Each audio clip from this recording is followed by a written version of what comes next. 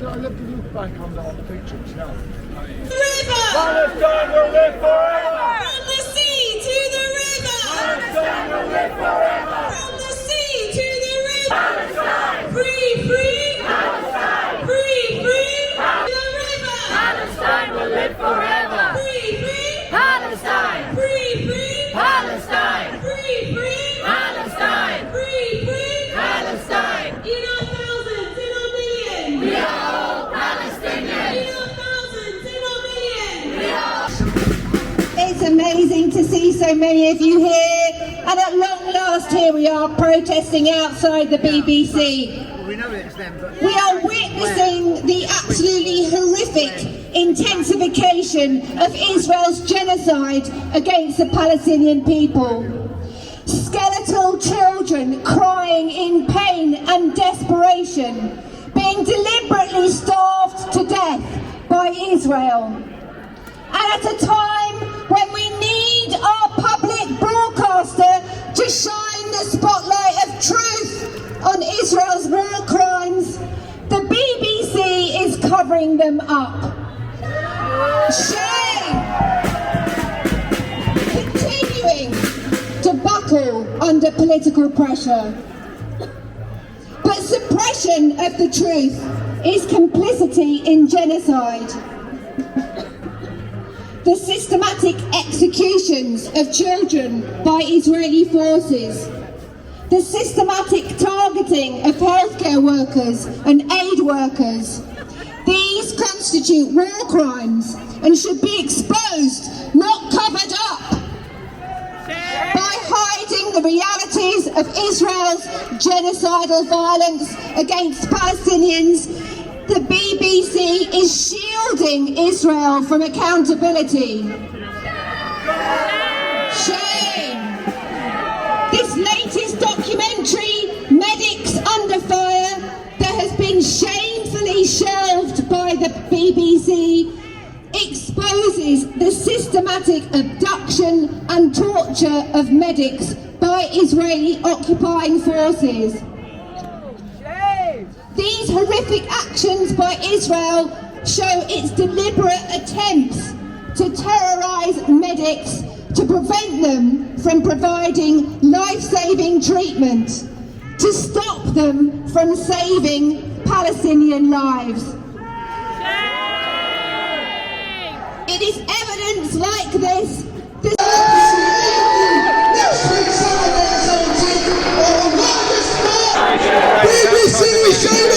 Refuse to call it a genocide. Free, free! And they treat it Free, as free! Our next speaker is a journalist who has been fearless since October 2023 in speaking out against the genocide and holding the mainstream media, including the BBC, to account. So please give a very warm welcome to Owen Jones!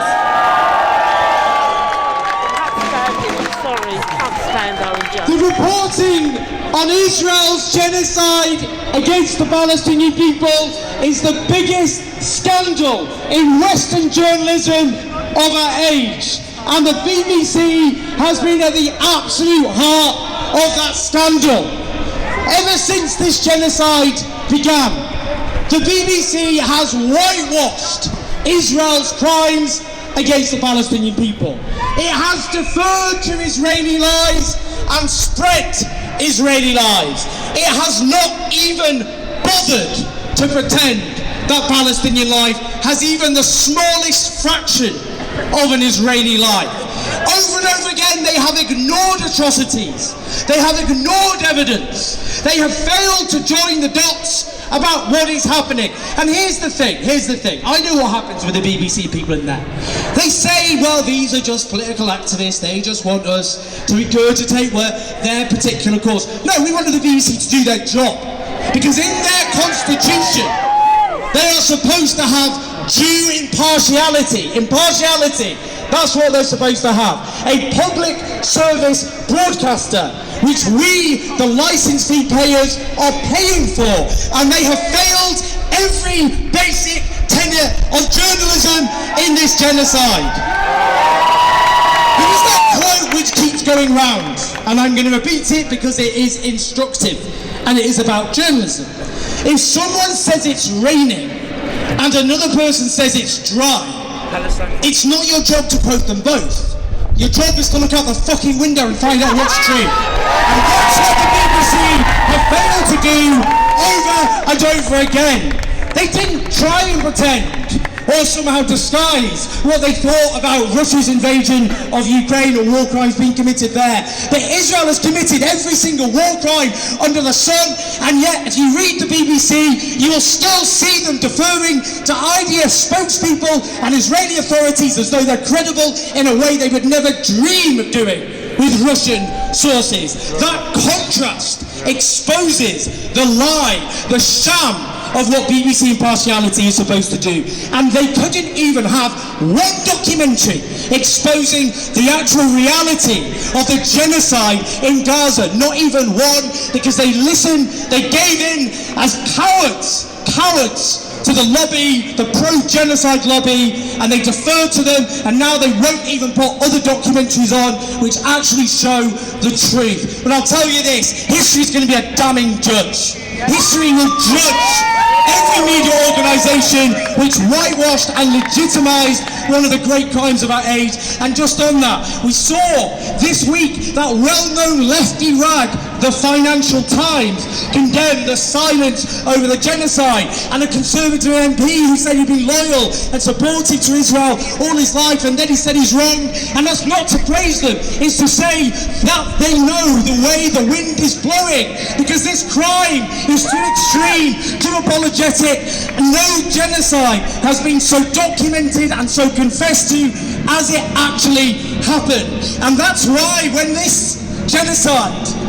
fight this genocide to the end, but when this is all over, it's not just politicians who need to go on trial for war crimes. The careers of journalists who legitimise this have to end, including the editors at the BBC. And that's not revenge. I'm not talking about vengeance or anything like that. It's a very basic fundamental point that if there isn't accountability for a crime that has been whitewashed and legitimised, a crime so big, then this will happen over and over and over again, and the careers of journalists and people working in the media have been ended over far less than complicity in genocide. So it's so important we are holding the feet to the fire. All we're demanding is journalists to do their job, to have actual journalism, and history will record, as I said at the beginning, the greatest scandal in journalism of our times. And that, just to finally end, I have to say this, I'll say it again, because it makes me so angry. It's not just those who cheerlead this genocide, who should just at this point be considered so depraved and sociopathic, there's very little else to add. It's those who are silent. It's the journalists who are silent.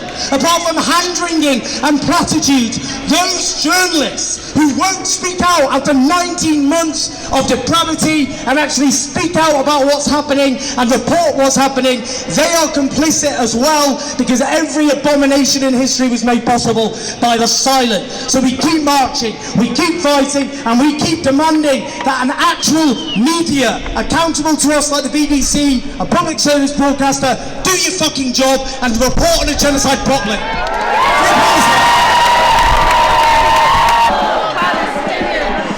Our next speaker is a surgeon based in London and a leader within Health Workers for Palestine. Please give a very warm welcome to Dr. Alina Shari.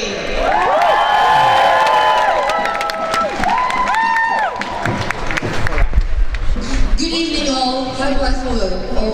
Right? I'm Elena, I'm a surgeon in London. I represent Health Workers for Palestine.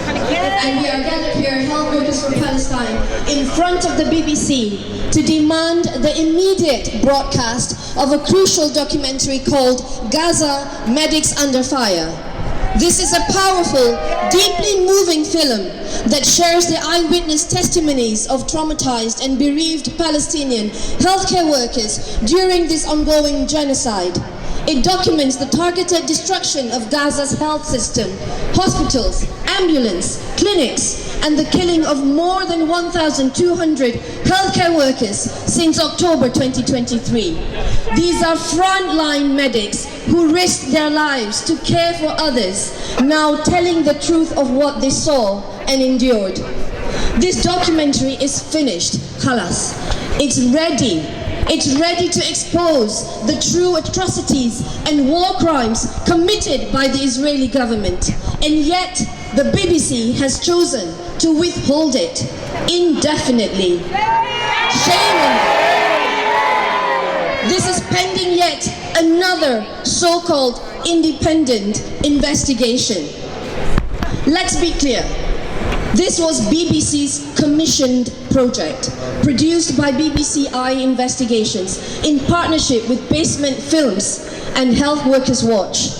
It was scheduled for release in October 2024, but had been repeatedly delayed behind closed doors, with no transparency and no commitment to a new broadcast date.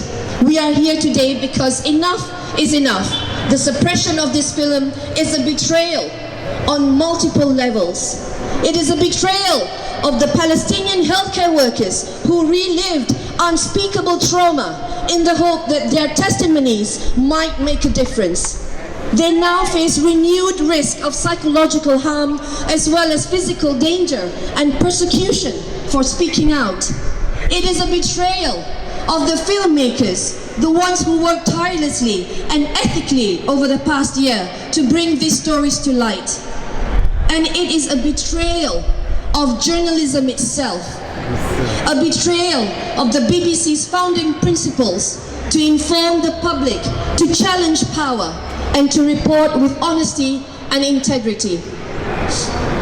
The BBC's record on Gaza over the past 18 months has been woefully inadequate, marked by silence, false equivalence, and the erasure of Palestinian voices. This documentary is an opportunity to change that narrative, to restore some trust, to do what journalism is meant to do, speak truth to power. This is your chance, BBC, to uphold your duty, to report with integrity and moral clarity. Stop hiding behind excuses and delays. The world must hear these voices, and the truth must be told. Release Gaza medics under fire now. Thank you. Free Palestine.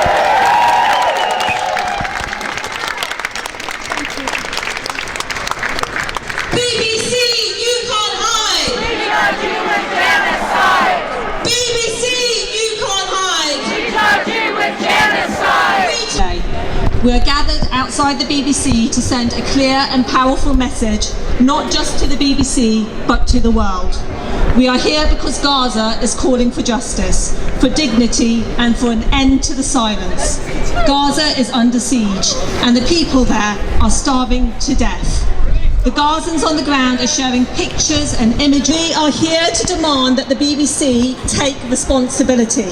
It is time for you to report, not just from one perspective, but to seek the voices of the oppressed, the voices of the marginalised, and the voices of those who are fighting for their basic human rights. When the people of Gaza cry out, they do not ask for charity, they ask for justice. They ask for recognition of their suffering, and they ask for the world to understand their struggle. Too often, the people of Gaza are reduced to numbers, statistics, or worse, completely ignored. When images of violence come from Gaza, they are often framed as collateral damage in a conflict. The Palestinians are being systematically dehumanised. BBC, shame on you. Why have you not spoken about your journalist colleagues who have been brutally murdered by Israel? All 176 of them. Rest in peace. Why have you malnourishing and killing and murdering the Palestinian people? That's not happening by accident. And the BBC continue to give our politicians an easy ride. I mean, David Lammy made a mistake and was giving a gentle rebuke on the Today programme yesterday. He lied. David Lammy has lied to us, and a report has found that he's misled Parliament. He should hang his head in shame, and the BBC should report that truthfully. And whenever we see a new report about war crimes, genocide, and into the actions of the IDF forces in Gaza, they always dutifully report that the Israeli government has denied that they're committing war crimes. Well, of course they would deny they're committing war crimes. But let us see the reports and report on those reports truthfully. But I want, amidst all this horror that we're seeing every day on our screens, I'm hearing about, we have to have hope. And I think there is hope, because the establishment unity is crumbling at long last. The establishment support, the unified establishment support for the actions of the Israeli government is crumbling. And some of the most vocal supporters of Israel and what it's been doing are beginning to say enough is enough. 36 members of the Board of Deputies signed a letter, that's 10% of the Board of Deputies, signed a letter condemning the actions of the Israeli government. The Financial Times this week, as Owen has said, had a long editorial on it in which it said the US and European governments should be ashamed of their silence in the face of what we're witnessing. And it's beginning to surface, those ruptures are beginning to surface in the parliamentary debate. The longest serving MP, a Tory, Edward Lee, said this week, in the name of God, why can we not offer hope to the Palestinian people in Gaza? Why can we not offer them self-determination and a Palestinian state? And a Tory diehard, Mark Pritchard, got up in Parliament. BBC! Our next speaker is the Vice Chair of the London Freelance Branch of the National Union of Journalists. So please give a warm welcome to Tim Gopsill.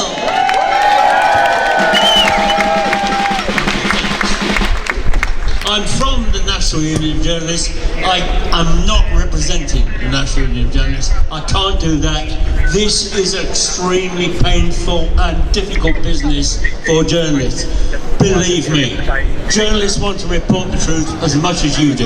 But if you're reporting the Middle East for the BBC, fat chance.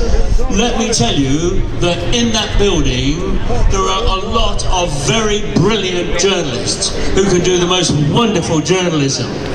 But they are being censored as much as the news.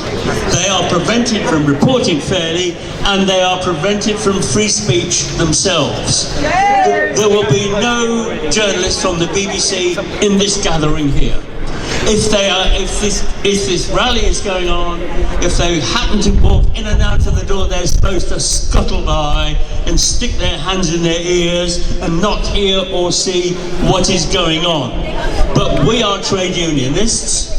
This is a pain of their jobs. People have left, people are being ill, people are off on leave. It's vile and horrible what is happening inside that building. But we are trade unionists, I hope everybody here is.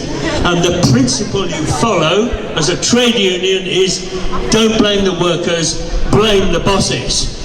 And BBC editorial management is totally compromised when it comes to the Middle East. Let me give you one example. There is a director whose name is Sir Robbie Gibbs. Some of you may have heard of him. He's a senior Tory communications person, used to work for Boris Johnson. He was also, until recently, the owner of a newspaper called the Jewish Chronicle. The Jewish Chronicle is officially the most lying publication in history. It was the paper that ran all the bogus accusations of anti-Semitism against Corbyn and his Labour Party, a campaign that has led directly to the Starmer Labour Party that we have now. Just look at them. Now, in a period of 3 years, the Jewish Chronicle, in complaints brought to the Independent Press Standards Organisation, was found guilty of lying 33 times in 3 years and in those 3 years it lost 4 libel actions. That is a world record. And the guy who was the then owner, Sir Robbie Gibb, is an member of the editorial standards board of the BBC, who is directing Middle East policy. Now, what do you expect? The BBC caves in immediately every time the pro-Israeli lobby complains. They did it, you remember, over that documentary, Surviving the War Zone. As soon as 45 senior Jewish people sent a complaint, they took it off the iPlayer and they banned it being played again, and they're supposed to be considering what to do with it. We will never see that programme again. Fortunately, you can find it online. The BBC always gives in to the pro-Israeli lobby, and that, which to me gives a new definition for the meaning of the letters BBC. BBC stands for biggest bunch of cowards in the business. Now, I've been a journalist for a very long time, and like Owen Jones, I've never ever known anything like this. I have never known such a gap, a huge divide between what national media are saying on a vital issue and what the truth is, what the public's view is. I'm absolutely certain that a huge majority of the public are outraged, appalled and disgusted by what is happening in Gaza. The media, none of the national media will respect that. It is the most serious crisis for journalism that we have had. Of course, it's not just the BBC, it's the whole national media and the whole political establishment in our country. It's not a surprise. But the BBC is supposed to be different. The BBC is supposed to be independent from government. Its journalists are supposed to follow professional standards of accuracy and impartiality. It's a joke. It's worse than a sick joke what's happening in the reporting of the Middle East. So let's join in. BBC, shame on you. BBC, shame on you. Palestinian Youth Movement. Please give a warm welcome to Janine from PYM. Free, free? Free, free? Every time the media lie, a neighborhood in Gaza died. Yesterday, we released a report that exposes UK arms exports to Israel. We uncovered that since the beginning of this genocide, the UK has sent thousands of military goods to Israel. Shame! This includes 150,000 bullets and a further 9,000 munitions of war, items that could include bombs and missiles. Shame! In September 2024, David Lammy told us that the UK is suspending 30 arms licenses to Israel. And since then, multiple government ministers have claimed time and time again that the UK is no longer sending arms to Israel. But our research proves that he is lying! Of the 9,000 munitions that have been sent to Israel since the start of the genocide, 8,000 of them were sent after the license suspensions. Shame! Multiple ministers have also claimed that the UK is no longer sending direct shipments of F-35 components to Israel. But our research shows this is also a lie!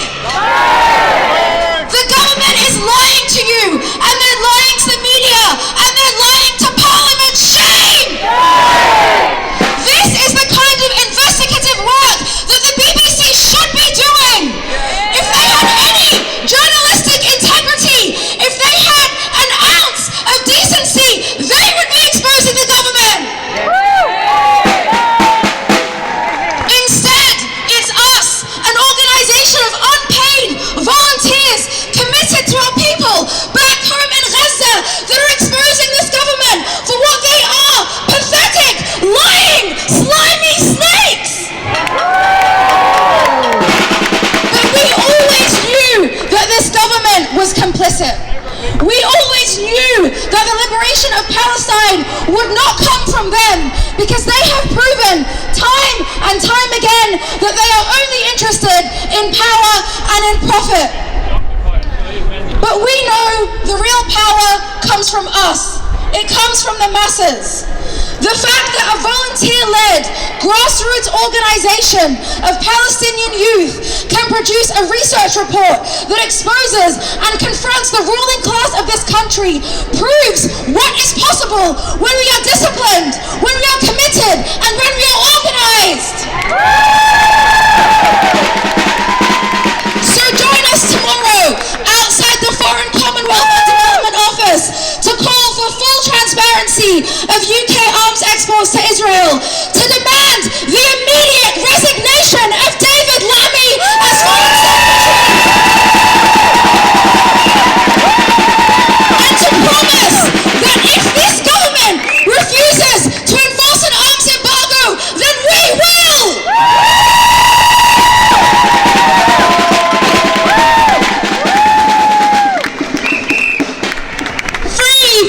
Victims, a narrative that... Find out how you can get involved, because every one of us has a responsibility to escalate our activity. But whatever else you do, make sure that you are with us when we assemble at 12 noon at Embankment. We need to mobilize in huge numbers to send a message to the government, a message to Israel, a message to the people in Palestine, and a message to the... Stop owning Israel! Stop owning Israel! Freedom for Palestine! Freedom